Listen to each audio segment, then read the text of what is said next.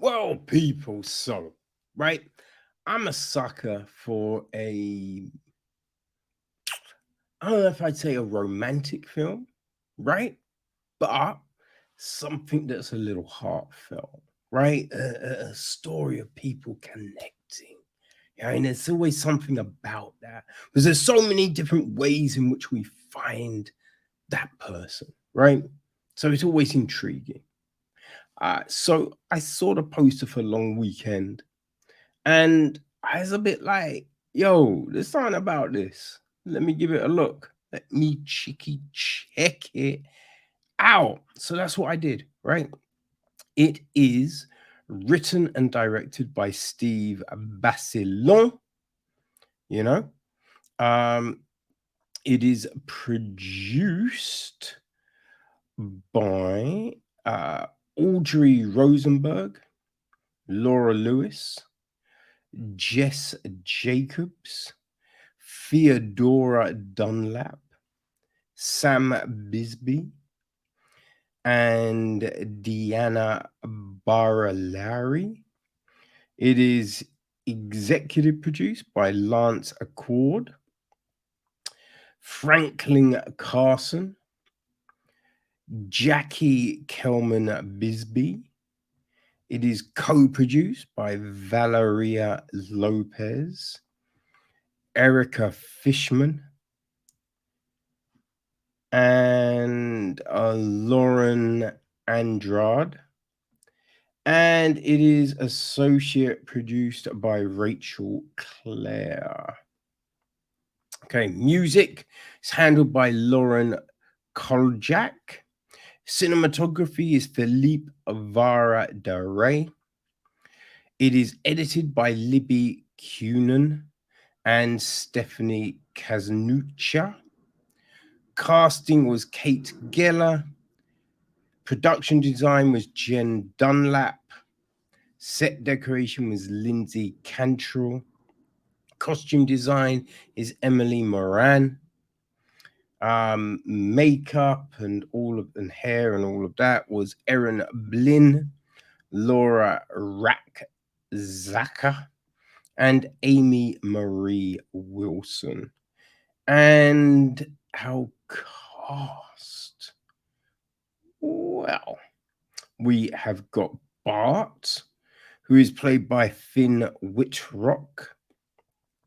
His best friend, Doug, played by Damon Wayans Jr. Right? His landlady and good friend, Patricia, is played by Wendy McLendon-Covey. And we then have got Vienna, right? Vienna, who is played by Zoe Chao. Who else is there? There is his boss, Larry, played by Jim Rash.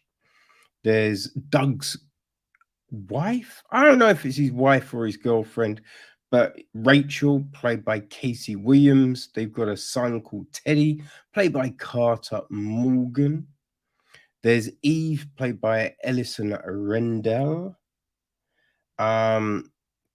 Wit, played by Jess Jacobs. And Jeremy, played by Basilone.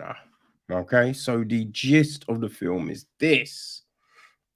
We follow a down on his luck struggling writer named Bart, who meets Vienna, an enigmatic woman who enters his life at just the right time. Right, so yeah, I think one of the interesting things, like this film is classified as, see, I swear it was classified as a sci-fi film. I believe, yeah, I believe it was. It was classified as a sci-fi film, which is, definitely an interesting one, right? Because you look at it and you're like, say what? Wait, it's a sci-fi? Is it really?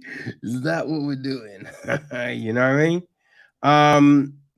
So yeah, and I think I do like a good sci-fi. So it's just like, ooh, okay. It's a comedy, it's romantic. So yeah, I thought I'd give it a look. And we start off with Bart, and it is very, very clear Bart's been through some shit, right? Some stuff has happened. He is looking morose as fuck, right? He's had hard times. And he's like going to be leaving his apartment.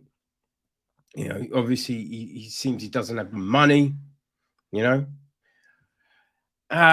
But his friend Doug, right? His friend Doug has said he can crash at his place. So we have all of this. Now, whenever it seems Bart is sad, and we kind of learn this later on in the film, right? Whenever he's sad, there's a particular film he goes to watch. I forget what that film is, but he goes to the cinema with a bottle, right? Um, and but the weird thing with the bottle is, like, it looks like he's trying to hide it. Ain't hiding it that tough. You know what I mean? I'm just like, wait. Firstly, you're not allowed to take alcohol in the cinema. Secondly, it's very clear he's got a bottle of alcohol. So this cinema is just a bit rubbish. Anyway, he takes his bottle in. And yeah, if you're kind of sloshed, it does lead you oftentimes to fall asleep. So he falls asleep, and this young lady, we learn, Vienna, she wakes him up, right? It's at the end of the film. Everyone's left, and he's zonked out in his chair. So she wakes him up, and, they leave together. They're talking, all of this happens. They clearly getting on. He goes to leave. She wants to carry on. So yeah, she says, "Come for a drink with me." So they go for a drink. Now, here's the thing, right? Again, we're watching this and they're getting on. Now, Bart, he's that person that will tell you a lot of shit. Even if you ain't asked for all of that info, he will tell you. But she's not necessarily divulging a lot, right? Skirts around answers and stuff like that. But the thing is, like, it's not really, because there's times when you talk to people and you might ask a question and they really tiptoe around it, but they do it in a way where it's not always that obvious. And then we're on a different subject. Vienna does not do that. You know what I mean? Doesn't like the way she dances around avoiding an answer is equivalent to a ball in a china shop. You feel me? So it's a little clunky, but yeah, it is what it is, But they seem to be getting on, right? That's the big thing. So they've literally spent, I don't know, hours together. I'd say at the most maybe half a day. But I did. It's you get a feeling it's not. I don't know. It might be after midday when they first meet up. I would say it probably is, right? But they've spent a nice chunk of time together.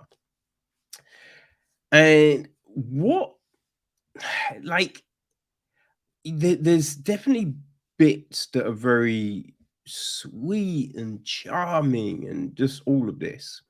There is a nice chemistry between our two leads, right? So it works. It works. What gets a little weird is Bart's reactions, right? Now, there's a bit where he's like, oh, no, because when he tells people all his shit, like, he tells her about past relationships that haven't necessarily gone well. But you already, like, just from seeing Bart, just the way he's acting at the very start of the film, as I said, he's gone through some shit, right? So Um, yeah, he kind of just goes insane on her, right? Starts shouting, like, you need to tell me who you are, what you're doing, blah, blah, blah, blah, blah. And you're just like, yo, like, what the fuck? Right? Because here's the thing. How many times have you started to date someone, right? You don't know everything about each other on that first date. Like normal people don't be like, I said this happened, this has happened, this is with my shit, blah blah blah. You know what I mean? Hey, this is me. Oh yeah, I've done this, I've been through this. Like, cool. No one does that. Like, you don't know someone. You don't pour everything out because if it doesn't go anywhere, you feel me? So I thought there was definitely plausible reasons why she might not want to divulge everything to him. But the way he is shouting at her is like super sketch. Super sketch. And she's all sitting there like upset and crying, but doesn't leave. And you're like, yo, what is happening here? You know what I mean? Like, if someone is that like aggressive. Now, don't get me, he doesn't hit her, but verbally he batters her, right? And you're just like, yo, that's crazy. And crazy that someone is going to put up with that shit, right? But now that like all of this is after they've done a thing, you feel me? So it's just like you didn't mind not knowing just a few hours ago, right? And then again, not like she tries to explain after he's like, "Brr," and she drops some shit, and then he jumps her bones again, right? So it's just like, yo, son, you didn't really care, right? You didn't really want to know that tough, right? But it's just these weird kind of things where he's just like, ah, and yeah, just going off on one, right? And I think that was one of the things, right? It's these dynamics, right? There's like even Doug, right? Now, Doug isn't necessarily a fleshed out character, but he's kid he's got with Rachel. It's like the kid does stuff, and it isn't like just simple talking. It's just like, yo, you need to do this. And it's like, yeah, the relationship shown in this film are a little off. Right? They none of them seem mad healthy, right? Everything seems a little bit weird, which does kind of throw you a little bit. Right? It threw me, you know? And we other stuff happens in this film, right?